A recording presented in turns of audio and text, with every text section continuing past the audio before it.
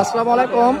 গাবতলী থানার রামেশ্বর ইউনিয়ন ৮ নং ওয়ার্ডে একটি শিশু নির্যাতনের ঘটনা ঘটেছে। এখানে 10 থেকে 12 বছর বয়সে একটা ছোট বাচ্চাকে আমাদের যে বড় ভাই তিনি কিন্তু বলতেছে যে আমি কোনো কিছু করিনি, কিন্তু শিশুটি বলতেছে যে তার কাপড় কিনা করেছিল।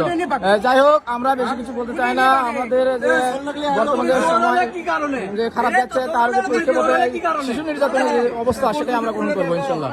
যাই হোক, আপনারা বেশি শেয়ার করবেন, সবাইকে দেখা শুরু করবেন। ভিডিওটি বেশি শেয়ার করবেন, সবাইকে দেখা শুরু করে দেবেন।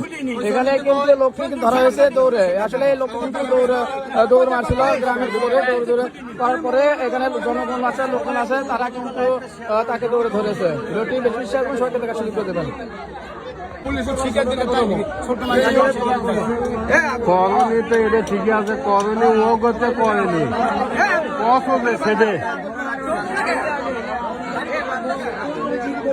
বল দাও না কেন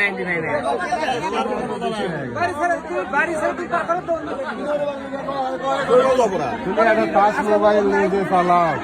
রানী স্যার কাহিনী আজকে টিভি দেখবে, আজকে কোনো সাতটা হলে